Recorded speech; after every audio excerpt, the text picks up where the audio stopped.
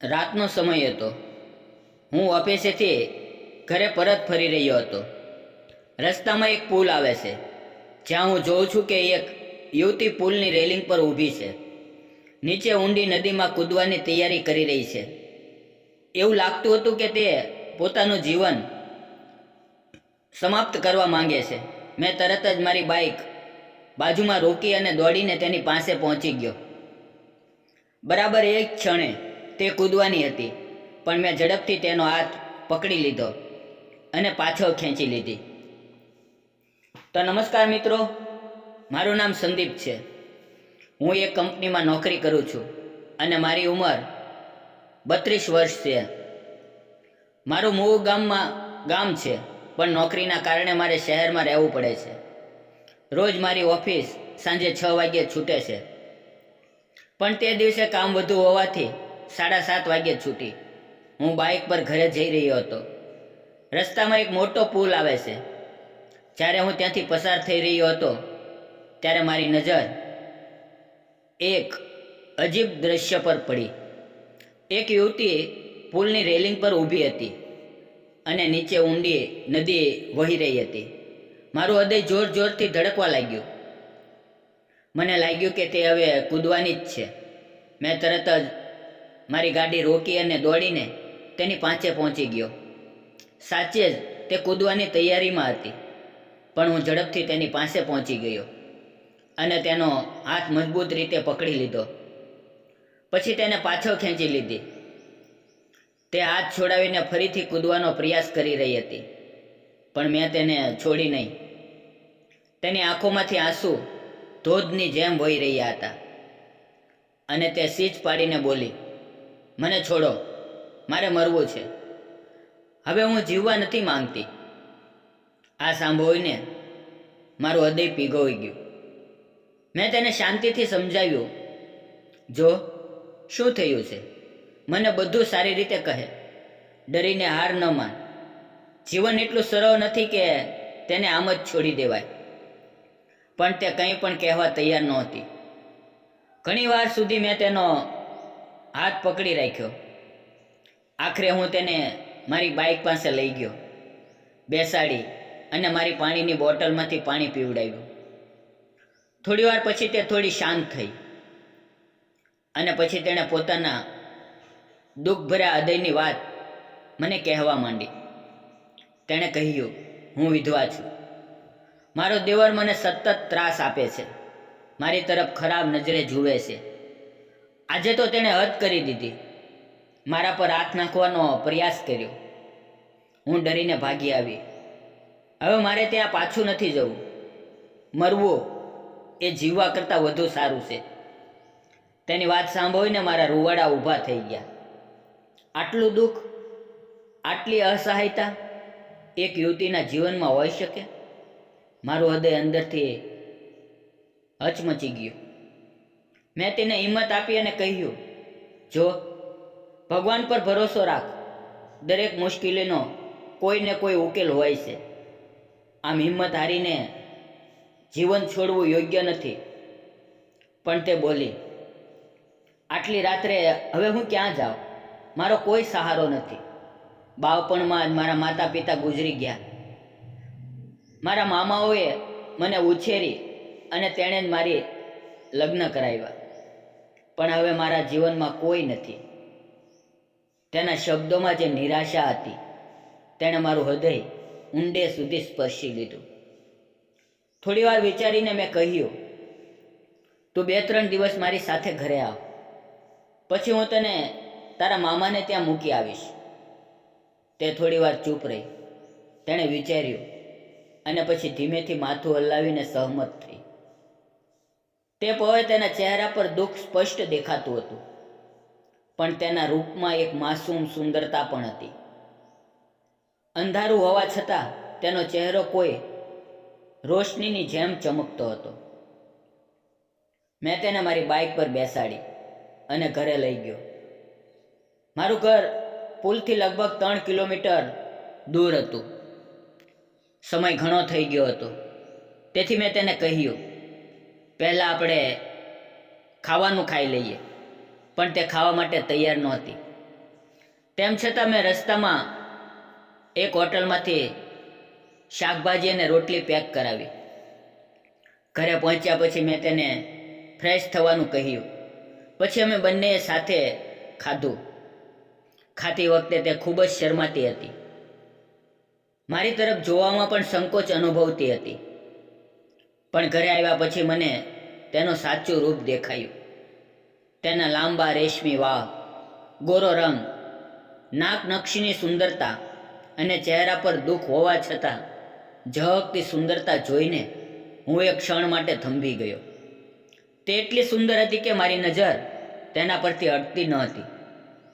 તેના દુઃખની પડછાયા તેના રૂપને વધુ ગહન અને ભાવુક બનાવી રહી હતી. જાણે તેનો દરેક શ્વાસ કોઈ અધૂરી વાર્તાની પીડા વ્યક્ત કરી રહ્યો હોય. તે મારી તરફ જોવા તૈયાર નહોતી, પણ થોડા સમય પછી મેં તેને ધીમેથી પૂછ્યું, તમારું નામ શું છે? મેં હસીને કહ્યું, મારું નામ સંદીપ છે. આ એક નાનકડો પરિચય હતો, પણ તે ક્ષણે તેની આંખોમાં કૃતજ્ઞતાની ઝલક સ્પષ્ટ દેખાતી હતી. પછી મેં તેને એક અલગ રૂમ બતાવ્યો, જ્યાં ઓશિકો અને ધાબો ગોઠવી દીધો. તે રૂમમાં જતી વખતે એક ક્ષણ માટે ઊભી રહી, મારી તરફ જોયું અને હળવી મુસ્કાન સાથે ધીમેથી બોલી, આભાર. તે મુસ્કાનમાં ઘણું દુઃખ છુપાયેલું હતું, પણ સાથે સુરક્ષાની લાગણી પણ હતી. જ્યારે તે દરવાજો બંધ કરી રહી હતી ત્યારે તેના ચહેરા પર પહેલીવાર થોડી રાહત દેખાઈ. હું મારા બેડરૂમમાં ગયો અને પથારીમાં સૂતા સૂતા તેના વિચારો મારા મનમાં ગુમવા લાગ્યા. આટલી નાની ઉંમરમાં તેણે આટલું દુઃખ કેવી રીતે સહન કર્યું હશે? તેનું જીવન કેવું હશે? મારા મનમાં અનેક પ્રશ્નો ઊભા થયા અને તે વિચારોમાં ખોવાઈને મને ખબર ન પડી કે રાત કેવી રીતે વીતી ગઈ અને ક્યારે ઊંઘ આવી ગઈ. સવારે હું વહેલો ઊભો થયો તો જોયું કે તે પહેલેથી જ તૈયાર થઈને ઊભી છે. તેણે થોડા સંકોચ સાથે કહ્યું, હવે હું જાઉં છું. હું થોડો ચોંકી ગયો અને પૂછ્યું, તું ક્યાં જઈશ? તેણે ધીમેથી કહ્યું, ભગવાને મને જીવન આપ્યું છે તો મારા ભાગ્યમાં કંઈક લખ્યું હશે.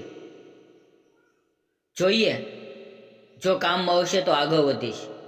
તેના શબ્દમાં નિરાશાને બદલે હવે થોડી હિંમત હતી, પણ અનિશ્ચિતતાનો ડર સ્પષ્ટ દેખાતો હતો. મેં કહ્યું, તું બરાબર કહે છે, પણ તું નિશ્ચિત રીતે ક્યાં જઈશ? તેણે કહ્યું, જો કોઈ કામમાં હોઈ જશે તો કરી લઈશ. હમણાં પેટ ભરવાનો સવાલ છે, એટલે કોઈ પણ કામ ચાલશે. તેની વાત સાંભળીને મને તેના પર દયા અને આદર બંને. થોડી વાર વિચારીને મેં કહ્યું, તું એવું કર, તું અહીં મારા ઘરે કામ કર. બસ ખાવાનું બનાવ અને ઘરની થોડી સફાઈ કર. હું તને સારો પગાર આપીશ. તે થોડી વાર માટે ચૂપ રહી. પછી તેની આંખોમાં થોડી ચમક આવી અને તેણે માથું હલાવીને હા પાડી. તેના આંસુઓમાં પહેલી વાર રાહત જેવી ચમક દેખાય. મેં તેને રસોડું બતાવ્યું, પછી એક એક કરીને બધા રૂમ બતાવ્યા. તે બધું જોઈ રહી હતી અને તેના ચહેરા પરથી લાગતું હતું કે તેને આ ઘર ખૂબ ગમ્યું. મેં હસીને કહ્યું, ચાલ પહેલાં આપણે ચા બનાવીએ. તે થોડી હસી અને બોલી, પણ તમે મને તું નહીં, મારા નામથી બોલાવો. મારું નામ મોના છે. મેં હસીને જવાબ આપ્યો, ઠીક છે મોના. તે જ દિવસથી હું તેને મોના કહીને બોલાવવા લાગ્યો. થોડા સમયમાં તેણે ચા બનાવી દીધી. અમે બંને ટેબલ પર બેસીને ચા પીતા પીતા વાતો કરવા લાગ્યા. મેં તેને પૂછ્યું, મને તારા વિશે જણાવ, તું કેટલું ભણી છે? તેણે શાંતિથી કહ્યું, હું ગ્રેજ્યુએટ છું. હું આશ્ચર્યચકિત થઈ ગયો અને બોલ્યો, વાહ, તારું ભણતર તો સારું થયું છે. પછી તારી સાથે આવું કેવી રીતે થયું? તે થોડી વાર માટે ચૂપ રહી. તેની આંખોમાં આંસુ આવી ગયા અને પછી તે બોલી, મારા લગ્ન 3 વર્ષ પહેલાં થયા હતા. પરિવાર ઠીક ચાલતો હતો, પણ મારા પતિને દારૂની લત લાગી ગઈ. તેમની ખરાબ આદતોના કારણે તેમનું સ્વાસ્થ્ય બગડ્યું અને આખરે તેઓ આ દુનિયા છોડી ગયા. ઘરમાં એક દેવર હતો, પણ તેણે મારું સૌંદર્ય ગમી ગયું અને તેણે મારી તરફ ખરાબ નજરે જોવાનું શરૂ કર્યું. તે મારી સાથે નજીક આવવાનો પ્રયાસ કરતો, છૂટછાટ કરતો. તેનું વર્તન મને બિલકુલ ગમ્યું નહીં. એટલે મેં નક્કી કર્યું કે હવે જીવનનો કોઈ અર્થ નથી. અને તે જ દિવસે પુલ પર જઈને મેં મારી જાતને સમાપ્ત કરવાનો પ્રયાસ કર્યો, પણ તમે મને બચાવી લીધી. તેની વાત સાંભળીને મારા રૂવાડા ઊભા થઈ ગયા. એક માસૂમ યુવતીના જીવનમાં આટલી વેદના અને પરીક્ષાઓ. તેના દરેક શબ્દ મને અંદરથી હચમચાવી દીધો. અમારી વચ્ચે ઘણી વાતો થઈ અને તેની વાર્તાનો ભાર મારા હૃદયમાં ઊંડે બેસી ગયો. સમયની ખબર ન રહી અને તેને પણ લાગ્યું કે હવે ઘણું મોડું થઈ ગયું છે. તેણે રસોડામાં જઈને પૂરા જોશથી ખાવાનું બનાવ્યું. જેમ તે દેખાવમાં સુંદર હતી, તેમજ તેનું કામ પણ ચપાવ, વ્યવસ્થિત અને કાળજીથી ભરેલું હતું. તેણે તરત જ મારા માટે ટિફિન બનાવી દીધું અને હું ઓફિસે નીકળી ગયો. પણ આખો દિવસ મારા મનમાં ફક્ત મોનાની જ વાતો ફરતી રહી. તેની અંદરની સુંદરતા, ચહેરા પરની માસૂમ મુસ્કાન અને તેનો કાળજી લેનાર સ્વભાવ મને અંદરથી સ્પર્શી ગયો. થોડા દિવસો આમ જ નીકળી ગયા અને ધીમે ધીમે મોનાની નજરો મારી સાથે વારંવાર મળવા લાગી. ક્યારેક તે મને જોતી, ક્યારેક હું તેને જોતો, અને તે નજરમાં એક અલગ જ સંવાદ હતો. એક દિવસ હું સામાન્ય કરતાં વહેલા ઉઠ્યો અને જોયું કે મોનાના રૂમનો દરવાજો હજી ખુલ્લો હતો. મેં વિચાર્યું કે નાહી લઉં અને બાથરૂમમાં નાહવા લાગ્યો. ભૂલથી દરવાજો ખુલ્લો જ રહી ગયો. ત્યાં જ મોના ઊભી થઈ અને નાહવા કે કપડાં બદલવા બાથરૂમમાં આવી. મને નાહતો જોઈને તે એક ક્ષણ માટે થંભી ગઈ. તેના ચહેરા પર શરમથી લાલી છવાઈ ગઈ અને તે નીચું જોઈને તરત બહાર નીકળી ગઈ. મને પણ થોડી શરમ લાગી.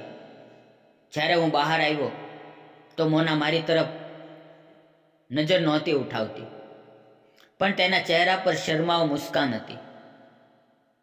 આમ દિવસો પસાર થતા ગયા અને મોના હવે ખુલ્લા મનથી મારી તરફ જોવા લાગી અને હું પણ દિલથી તેને જોવા લાગ્યો. તે મારી ખૂબ કાળજી લેતી, સમયસર ચા આપતી, ખાવાનું બનાવતી, મારી નાની નાની જરૂરિયાતોનું ધ્યાન રાખતી. અને તેમ છતાં તે મારી પાસેથી કામના પૈસા લેવા તૈયાર નહોતી. આનાથી મારા મનમાં વારંવાર સવાલ ઉઠતા કે તેના હૃદયમાં ખરેખર શું ચાલી રહ્યું છે. એક સાંજે અમે બંને ખાઈને ટીવી સામે બેઠા હતા. ટીવી પર એક હિન્દી રોમેન્ટિક ફિલ્મ ચાલી રહી હતી. ફિલ્મમાં રોમેન્ટિક દ્રશ્યોમાં મારા મનમાં મોના પ્રત્યેનો પ્રેમ વધુ ગાઢ બન્યો.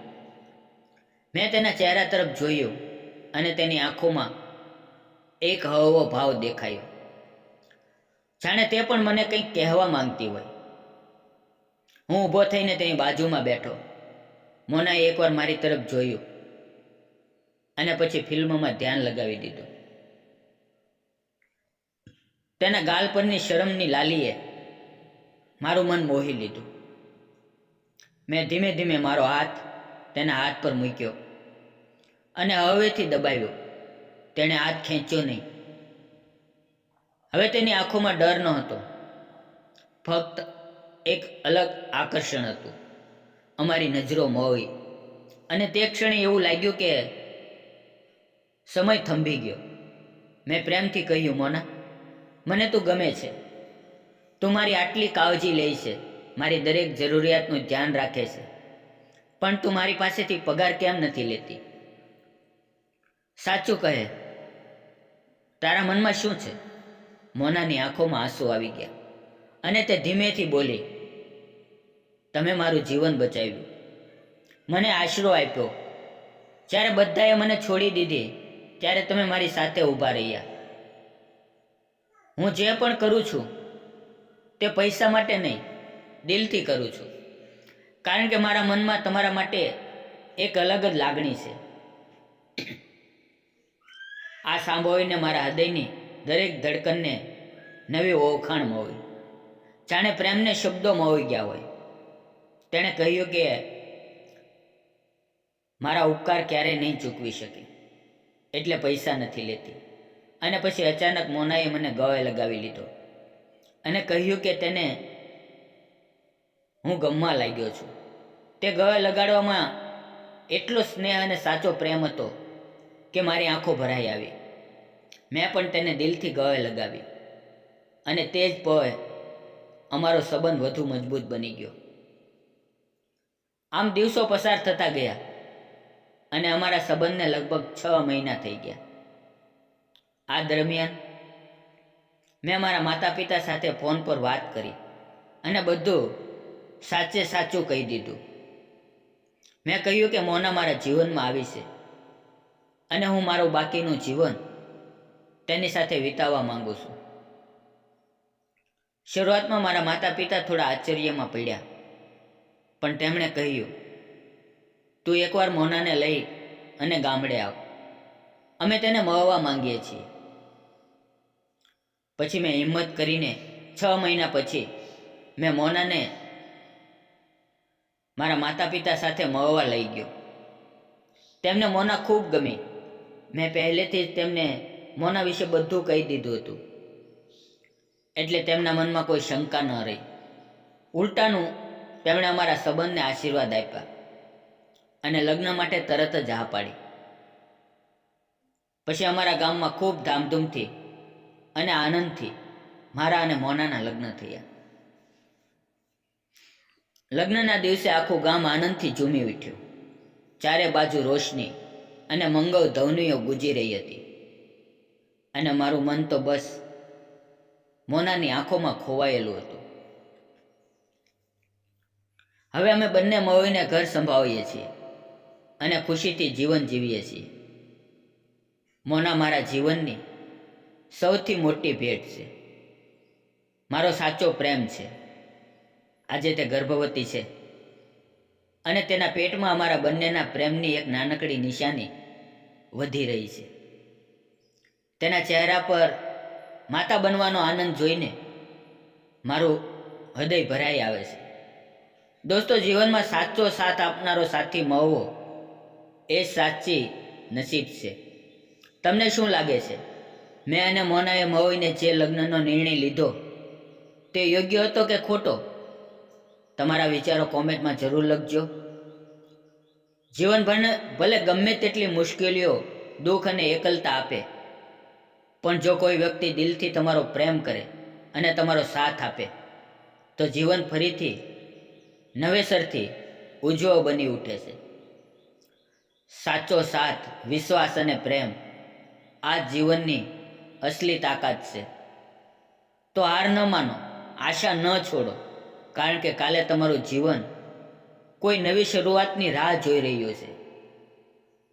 દોસ્તો, આ વિડીયો તમને કેવો લાગ્યો? જો ગમ્યો હોય તો વિડીયોને લાઈક કરો, શેર કરો અને ચેનલને સબસ્ક્રાઈબ કરવાનું ભૂલશો નહીં.